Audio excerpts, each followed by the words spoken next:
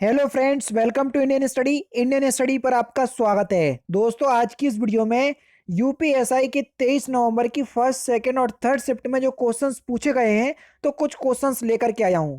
ध्यान रखना, सारे ही क्वेश्चंस जेन्युइन हैं, तो इसलिए हक से मांग रहा हूं कि कम से कम आप 1200 लाइक तक इस वीडियो को पहुंचाइएगा। जी हाँ दोस्तों, क्योंकि सारे क्वेश्चंस बिल्कुल जेन्युइन लाने में हर तरीके से मुझे सत्यापित या हर तरीके से मुझे पूछना पड़ता है सभी लोगों से जो बच्चे दे करके आते हैं, तब जाके मैं क्वेश्चंस आपके सामने ये डालता हूं। क्योंकि मैं ये नहीं चाहता कि कुछ क्वेश्चंस या एक भी क्वेश्चंस ऐसा रहे जो आपके एग्जाम में ना पूछा गया हो और वो मैं आपको बता दूं। तो इसलिए मैं आपसे कहूंगा कि वीडियो को कम से कम 1200 लाइक तक जरूर पहुंचाना। इसलिए मैं आपसे बोल रहा हूं, हक से बोल रहा हूं, अपने मेहनत के लिए मांग रहा हूं, केवल लाइक मांग रहा हूं, बस और कुछ नहीं। ठीक है।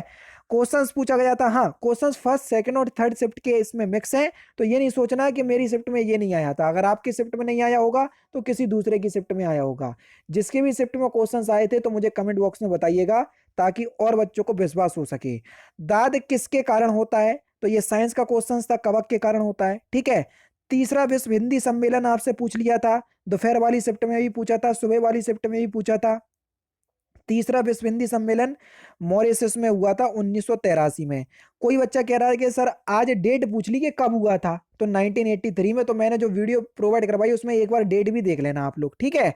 अंतर्राष्ट्रीय मातृभाषा दिवस पूछ लिया, अभी पूछ लिया था उसने। विश्व हिंदी दिवस 10 जनवरी, हिंदी दिवस 14 सितंबर। अब बचा क्या? अंतर्राष्ट्रीय मातृभाषा दिवस कब मनाया जाता है? 21 फरवरी। ये आपसे पूछ लिया।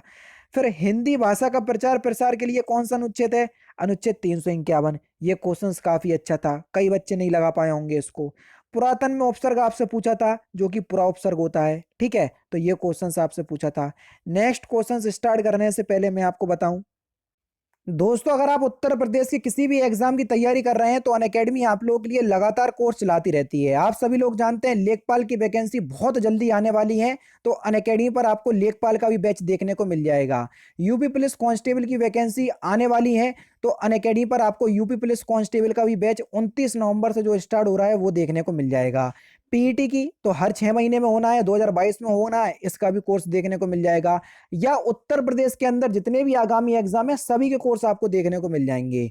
अब इसके लिए आपको केवल और केवल एक बार सब्सक्रिप्शन परचेज करना है। हर कोर्स के लिए अलग से पैसे नहीं देने आपको, जो कि अदर प्लेटफॉर्म आपसे लेते हैं। तो आपने UPPSC, UP triple SC category के अंदर सब्सक्रिप्शन परचेज कर लिया, उस कैटेगरी में जितने भी कोर्स चलाए जा रहे होंगे आप सभी को एक्सेस कर पाओगे, जो कि अनअकैडमी की सबसे खास बात है।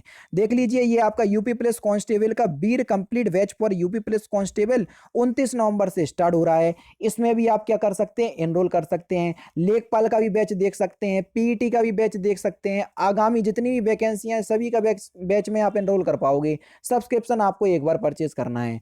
डिस्क्रिप्शन में लिंक दिया हुआ है, जरूर से आप परचेज कीजिएगा। परचेज करने के दौरान रेफरल कोड का ऑप्शन आएगा, तो अपने चैनल का नाम विदाउट स्पेस, हम बता दे रहे हैं आपको, विदाउट स्पेस आपको अप्लाई करना है। क्या? Indian study. क्या sir? INDIAN, Indian, STUDY, Indian study, ये आपको अप्लाई करना है। जैसे ही आप अप्लाई करोगे इंस्टेंट आपको 10% का डिस्काउंट भी प्राप्त हो जाएगा। ठीक है। अब देखते हैं नेक्स्ट क्वेश्चन। नेक्स्ट क्वेश्चन से आपका कि जितेंद्रिय का संधि विग्रह।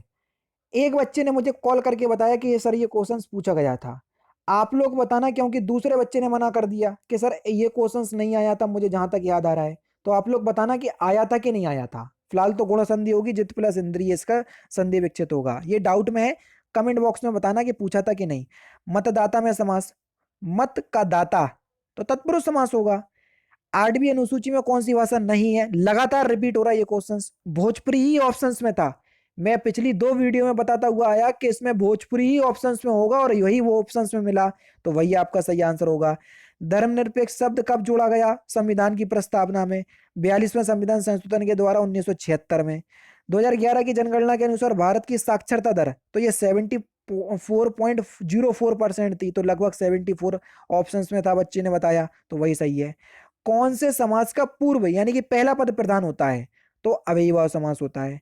तत्पुरुष समास का दूसरा पद प्रधान होता है। कर्मधारय समास का आपका दूसरा पद प्रधान होता है। द्वंद्व समास के आपके दोनों पद प्रधान होते हैं। बहुब्रीहि समास का आपका एक भी पद प्रधान नहीं होता है, तो ये ध्यान रखना। ठीक है।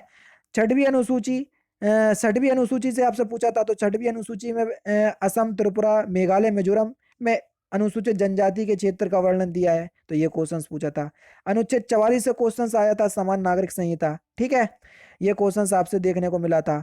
प्रादेशिक में प्रत्यय कौन सा है? मैं ये क्वेश्चन अच्छे से सुन नहीं पाया था, बच्चा जो है वो ट्रेन में था, आवाज सही नहीं आई थी। प्रादेशिक पूछा था कि प्रदेश पूछा था या प्रदेश पूछा था? तो एक प्रत्यय होगा अगर प्रादेशिक पूछा है तो। यहां तक मैं अपनी समझ से लगा पाया है ना। तो अनुच्छेद 25 पूछा था आपके, जहां धार्मिक स्वतंत्रता का अधिकार है, ये क्वेश्चन पूछा था। स्पुतनिक वैक्सीन किस देश की है? ये क्वेश्चन आपसे पूछा है, आप सभी लोग जानते हैं कोविड-19 के लिए रूस देश ने लॉन्च की थी। अनुच्छेद 76 का जो संबंध है वो मायने आबादी से है, आप सभी लोग जानते हैं, ये क्वेश्चन पूछा था। अनुच्छेद 354 पूछा था कि धारा 354, ये भी क्वेश्चन थोड़ा डाउट में है, दो ही क्वेश्चन डाउट में है, एक तो ये वाला और ऊपर वाला वो वाला, ठीक है, बाकी सारे क्वेश्चंस आपके ऑथेंटिक हैं। उत्तर प्रदेश में लोकसभा की सीटें पूछी थी जो कि 80 होती हैं, राज्यसभा की पूछ ले तो 31 होती हैं, विधानसभा की पूछ ले तो 403 होती हैं, विधान परिषद की पूछ ले तो 100 होती हैं, ठीक है, इस तरीके से याद कर लो। किस अलंकार में बड़ा चढ़ाकर वर्णन किया जाता है? अतिशयोक्ति में। कहते नहीं हनुमान की पूछ में लगन ना पाई आग, लंका सगरी जल गई, गए निशाचर भाग। ये ऑप्शंस आपको देखने को मिलने वाला है। अस्त का विलोम शब्द पूछा था जो कि उदय होता है। ऊंट के मुंह में जीरा, कल आया था ऊंट के मुंह में बिल्ली का होना, है ना, बेमेल होना। आज पूछ लिया ऊंट के मुंह में जीरा, यानी कि जरूरत से कम वस्तु मिलना। लीलाधर जगूड़ी की रचना पूछी थी, बच्चे ने इतना बताया, लेकिन मैं अपनी समझ से लगा रहा हूं कि ऑप्शंस में जितने लोग उतने प्रेम होगा, क्योंकि इसके लिए इनको ज्ञानपीठ पुरस्कार मिला। तो ये क्वेश्चन आपसे पूछा गया होता। बौद्ध धर्म से एक क्वेश्चन था, धर्म चक्र प्रवर्तन से, ठीक है, जब वो घर छोड़ करके जाते हैं, तो ये क्वेश्चन देखने को मिला था। आलोक का विलोम शब्द, ये तो सुबह वाली शिफ्ट है, तिमिर होता है, ठीक है। उच्चतम न्यायालय किस अनुच्छेद के तहत रिट जारी करता है? अनुच्छेद 32 के तहत। आईपीसी की धारा 377 पूछी थी जो कि समलैंगिकता के बारे में बताती है, ठीक है। आपसे अमृत और विष किसकी रचना है? अमृतलाल नागर की रचना है, जो कि मैंने सुबह बताया था आपको, ठीक है। और श्रावण का आपसे तद्भव पूछा था कि श्रावण का तद्भव क्या होगा? तो श्रावण का तद्भव क्या हो जाएगा? सावन। अच्छा, थर्ड वाली शिफ्ट में एक तत्सम पूछा, मतसर का तद्भव क्या होगा? मतसर, तो मतसर का तद्भव होगा मच्छर। क्या होगा? मच्छर।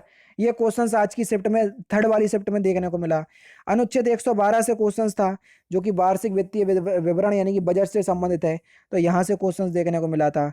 अनुच्छेद 280 से आपका एक क्वेश्चन था जो कि वित्त आयोग से संबंधित है, ठीक है। व्यास सम्मान कौन देता है? तो के बिरला फाउंडेशन देता है। ये क्वेश्चंस आपको देखने को मिला था, ठीक है। आपसे CSIF का फुल फॉर्म पूछा था कि CISF का फुल फॉर्म क्या होता है? सो भाई मैंने बता दिया था, सेंट्रल इंडस्ट्रियल सिक्योरिटी फोर्स। तो ये क्वेश्चन आपसे पूछा गया था। अनुप्रास अलंकार से आपके दो क्वेश्चन थे, बच्चा बता रहा है, एक क्वेश्चन तो आपका श्रुत्यनुप्रास से था, ठीक है, तो वो क्वेश्चंस आपको देखने को मिला था, ठीक है। सूचना का अधिकार अधिनियम से एक क्वेश्चन आया था। डायरेक्शन से तीन क्वेश्चन आए थे। हिंदी इजी टू मॉडरेट चल रही है, जैसे रोज चल रही है। रीजनिंग इजी चल रही है, लेकिन थर्ड शिफ्ट में जो बच्चे बता रहे थे कि थोड़ा सा हार्ड हो रहा है थर्ड शिफ्ट, लेकिन आज की शिफ्ट को एनालिसिस करते हुए, क्योंकि आज बहुत ज्यादा क्वेश्चंस मिल रहे हैं, क्योंकि कई मेरे बच्चे जो अकेडमी पर पढ़ते हैं और भी जगह जो पढ़ते हैं, तो वो कई 4 5 7 8 बच्चे पेपर देने गए थे, तो उन लोगों ने जब लगभग सारे क्वेश्चंस दिए जो मैंने आपको ऊपर देखा होंगे, आपने देखा होगा, जीके और रीजनिंग के लगभग 25 से 30 क्वेश्चंस हो गए वो, है ना। तो वहां से मुझे लग रहा है कि लगभग सही लेवल है। बच्चों को क्वेश्चन सिंपल याद रह पाते हैं, ये बात बिल्कुल सत्य है। हार्ड क्वेश्चंस वो भूल जाते हैं, लेकिन जब इतने ज्यादातर क्वेश्चंस आ गए तो हार्ड क्वेश्चंस बचे ही कितने फिर, है ना। तो हार्ड क्वेश्चंस तो 5 7 तो हर सेट में आपको देखने को मिलेंगे। बिल्कुल हलवा तो आपको एग्जाम देंगे नहीं, क्योंकि यूपीएसआई बनने जा रहे हैं आप, ठीक है। तो फिलहाल आप लोगों को घबराने की जरूरत नहीं है। देखो मैं आपको बताऊं, ये बात मैं आपको इसलिए बोल रहा हूं क्योंकि कई चैनल आपसे ये कह रहे हैं कि पेपर कठिन आ रहा। मैं तो कह रहा हूं कि पेपर कठिन भी आ रहा तो आप लोगों से नहीं बोलना चाहिए। किस बच्चे की कैसे तैयारी है और वो बेचारा किस तरीके से अपना एग्जाम देने जा रहा है, तो उसको मोटिवेट करके भेजो हमेशा। ऐसा नहीं कि पेपर हार्ड आ रहा तो हार्ड हार्ड हार्ड बोल दिया। मैं तो कह रहा हूं हार्ड आ भी रहा तो भी बच्चे से बोलो इत्मीनान से क्वेश्चंस पेपर सॉल्व करना, आराम से आप देखना, टाइम मैनेजमेंट करके चलना, आपका मार्क्स बहुत अच्छे आएंगे। और हमेशा मैं अपनी वीडियो में यही बताता हूँ, फालतू के चक्करों में नहीं पड़ो, किसी एक चैनल को पकड़ लो। मैं नहीं कह रहा हूं कि मेरी चैनल को पकड़ो, मैं तो दिन में 2 वीडियो प्रोवाइड करवाता हूं एनालिस्ट की, जो कि 100% ऑथेंटिक क्वेश्चंस होते हैं। कई बच्चे कमेंट भी करते हैं, तो कमेंट जाकर के देख लेना, समझ में आ जाएंगे, ठीक है। तो किसी एक चैनल को पकड़ लो जो 10 से 15 मिनट के अंदर आपका एनालिसिस कर रहा, उसी को पकड़ लो और फिर अपने तैयारी में लगे रहो। फिलहाल आपका दूसरा शिफ्ट, अभी 3 दिन बचे हुए हैं दूसरे शिफ्ट में, दूसरे फेज में। जैसे ही दूसरा फेज खत्म हो जाएगा तो मैं एक कट ऑफ की वीडियो लेकर के आने वाला हूँ। ठीक है, चलिए फिर यही आपके क्वेश्चंस थे। आप सभी को आगामी दिनों में जिनका एग्जाम है, हार्दिक शुभकामनाएं, मेरा आशीर्वाद आप लोगों के साथ है और बेस्ट ऑफ लक। अच्छे से एग्जाम देना, बिल्कुल भी परेशान नहीं हो, फालतू के चक्करों से दूर रहो। आपका एग्जाम बहुत ईजी आ रहा है, आराम से आप दे करके आओगे। ठीक है, और रही बात आपके यूपी पुलिस कांस्टेबल और लेखपाल की, उसकी तैयारी बहुत ही जल्दी अपने चैनल पर स्टार्ट करने वाला हूँ। ठीक है, तो दोस्तों फिलहाल की वीडियो में सिर्फ इतना ही। और हाँ, कल मोस्ट प्रॉब्ली ऐसा हो कि मैं वीडियो अपलोड ना कर पाऊँ, तो उसके लिए माफ़ी चाहूँगा। मैंने सुबह वाली वीडियो में बता दिया था, अभी भी। हालांकि 24 नवंबर का अगर आप एनालिस्ट चाहते हो तो 25 नवंबर की सुबह मैं अपलोड कर दूंगा वीडियो। अगर आप लोग बोलोगे कमेंट में तो मैं कर दूंगा अपलोड। ठीक है, चलिए फिर मिलते हैं नेक्स्ट क्लास में, नेक्स्ट सेशन में। जय हिंद, जय भारत।